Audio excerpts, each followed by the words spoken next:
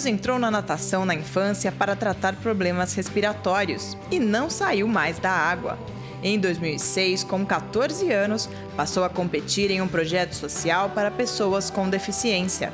Eu gosto de falar que a natação me trouxe a vida, porque a partir do momento que eu saí de casa, saí daquele meu mundinho no qual era só ir para a escola, voltar, computador e tudo mais, eu abri muito a minha mente, me tornei um cara muito mais comunicativo, muito mais ligado a tudo que a gente pode ganhar, né? Conhecendo o mundo, conhecendo diferentes culturas, diferentes pessoas. E ele já foi longe. Nas Paralimpíadas de Londres, em 2012, passou para a final, que era o seu objetivo, e ficou na 6ª colocação, nos 400 metros livre. Classificação muito comemorada por ele na época. Mas na Rio 2016, pretende conquistar alguma medalha. Ele vai disputar as provas de 100 e de 400 metros livre na categoria S11, que representa a cegueira total. As provas de natação para os atletas com deficiência visual têm mais 2 categorias, a S12 e a S13, com níveis mais baixos de deficiência. E há também a S14, para a deficiência intelectual. Nos treinos e nas provas, há algumas diferenças com relação à natação olímpica. Tem o uso do tupper, né, que é a pessoa que vai ficar na borda, nas 2 bordas da piscina vai ter uma pessoa que usa uma varinha de pescar com uma bola na ponta. Na verdade, a minha, né, foi feita dessa forma, cada atleta pode ter a sua, e a distância também, cada atleta vê sincronizado certinho como se sente melhor, né? O meu fica um pouco depois dos 2 metros, então eu sinto o toque nas minhas costas, dou uma abraçada forte e na próxima eu já vou virar. Na parte já de aprendizagem tem muita diferença.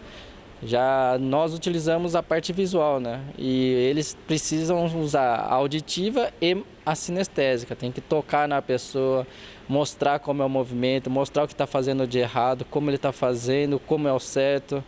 E fora que a pessoa tem que ter uma noção corporal muito grande. E por isso que na idade escolar, a educação física para deficiente visual é muito importante. A natação paralímpica tem 14 classes. De S1 a S10 são os atletas com deficiência física. E quanto maior este número, menor é o grau de deficiência.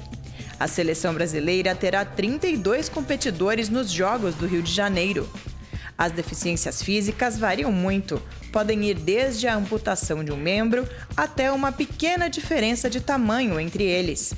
Estes atletas vêm de programas permanentes de treinamento de clubes, projetos sociais ou mesmo de projetos do Comitê Paralímpico Brasileiro.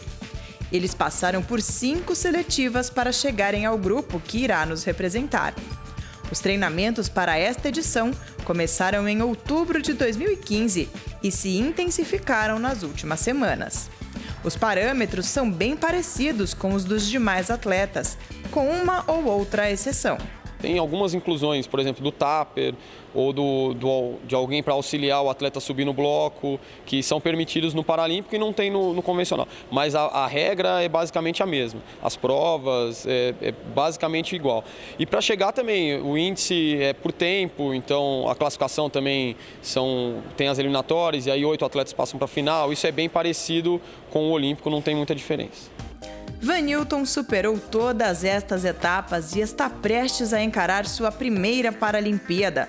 Ele vai disputar as provas de 50 e 100 metros livre individual, 100 metros borboleta e também deverá estar no revezamento. Sua categoria é a S9, com uma deficiência considerada leve. Há cerca de 2 meses tem se preparado com seus colegas no Centro de Treinamento Paralímpico Brasileiro, inaugurado recentemente em São Bernardo do Campo, na Grande São Paulo. O complexo é gerido pelo CPB, o Comitê Paralímpico Brasileiro. Aqui a gente tem uma equipe multidisciplinar bastante completa, que eu acho que não falta nada mesmo e não fica atrás de nenhuma outra equipe, tanto do Brasil quanto do mundo. Talvez a gente está até melhor. Eu atuo como uma espécie de cientista do esporte.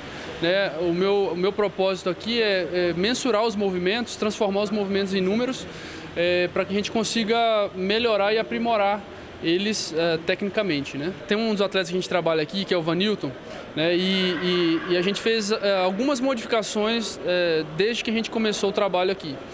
Algumas modificações elas acontecem porque os atletas passam a se descobrir melhor na água.